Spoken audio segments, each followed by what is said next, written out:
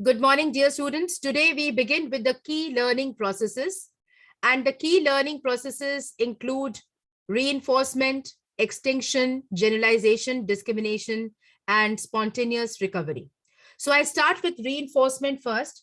As I told you, the reinforcement is when you strengthen a particular response to a stimulus and they increase the rate of the responses, right? We have noted about positive and negative reinforcement, where positive reinforcement increases the rate of response and negative reinforcers increase the rate of response that precedes their removal or termination. You want to remove any undesirable behavior like breaking the discipline in the school or not completing the work on time. In such a situation, the negative reinforcement actually works.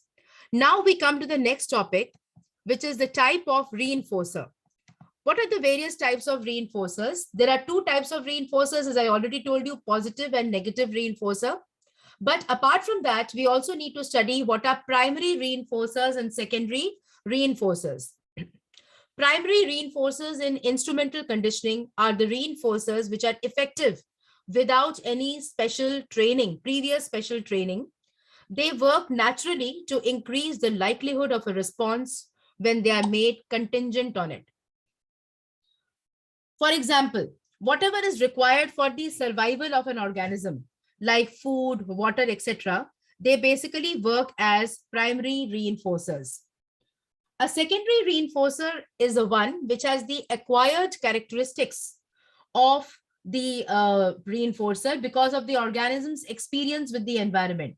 For example, when you give appreciation to a person, when you give grades to a child, that works as a secondary reinforcers. And mind you, consistent application or systematic application of reinforcers can definitely lead to the desired response. Now we come to the next terminology, which is also one of the key learning process, and that is called extinction. What does the word extinct mean? The word extinct means disappearance, right? For example, we have extinct species like dinosaurs, etc., which are no longer there on the earth. Okay. So what is the extinction in the case of learning? It means that whenever you have learned a particular response, how does that learned response disappear? The learned response disappears basically because you have removed the reinforcement from the situation. If you stop praising the child for doing an X activity, it may happen that after some years, the child or the student stops doing that activity completely because he is no longer getting any kind of reinforcement. So our learning shows resistance to extinction. That means that even though the learned response may not be reinforced, but sometimes it may continue to occur for some time. However, with the increasing number of trials without reinforcement, the response strength gradually diminishes and ultimately it stops occurring. So how long a learned response shows resistance to extinction depends upon a number of factors. Now, what are those factors? Those factors are that with increase in the number of reinforced trials, the resistance to extinction increases and the learned response reaches to the highest level where it gets stabilized. After that, the number of trials do not make a difference. Resistance to extinction increases with the increasing number of reinforcements during the time when you are acquiring that particular response. In the process that you are acquiring that response, if I keep on giving you some kind of reinforcement, there will be a time that your performance will reach to a peak and it will get stabilized. After that, no matter how much reinforcement you give, it is not going to make any kind of difference. Studies have also indicated that as the amount of reinforcement increases during the time when you are learning the response, the resistance to extinction decreases. Now we come to the next topic, which is generalization and discrimination. The processes of generalization and discrimination, they occur in all types of learning, but they have been extensively investigated in the context of conditioning.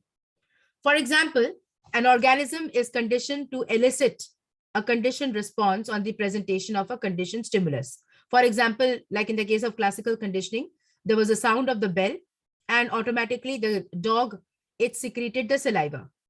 After the conditioning is established, and if another stimulus similar to the conditioned stimulus is presented, still there will be a response to it. For example, it may be the ringing of the telephone, or it may be the ringing of the doorbell, or any kind of sound, right? Which involves ringing of something.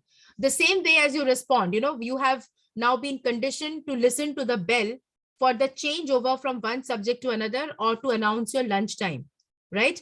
There will be a situation that when you start working in some organization, and in case there also the bell is rung, or any kind of sound is being produced to signify any kind of change that is happening in the situation, you will become alert. Basically, you have developed alertness to the sound of the bell.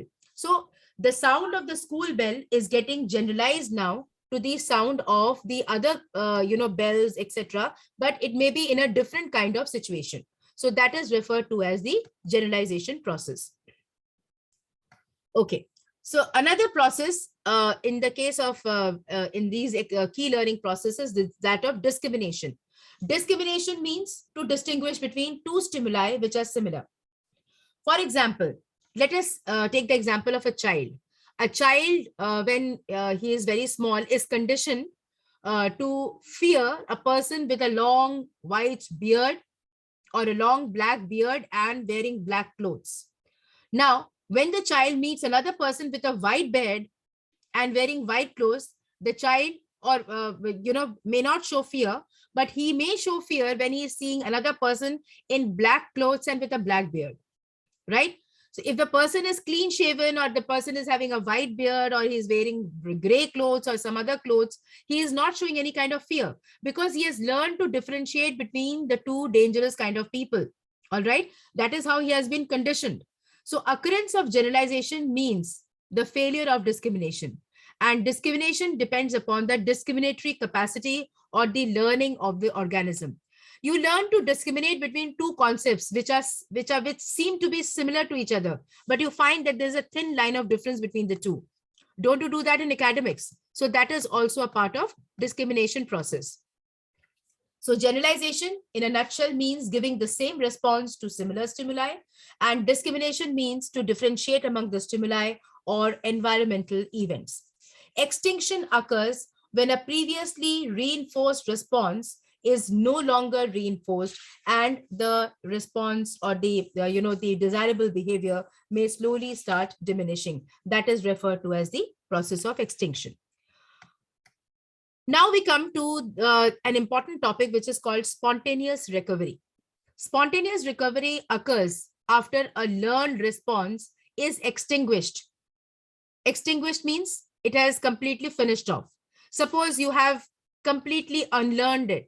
However, when, after some time lapse, all right, it has been found that after some time lapse, or after the lapse of a considerable amount of time, again, you are able to recover the learned behavior that occurred earlier. The amount of spontaneous recovery depends upon how much time has lapsed from that when the extinction process started. The longer the duration of the time, the greater is the recovery of the learned response. Such a recovery shows spontaneously. So you can see this graph, that how there is the phenomena of spontaneous recovery is taking place. So I hope these concepts of generalization, discrimination, reinforcement, extinction, and spontaneous recovery are clear, right? So I'm ending the session here. Thank you so much.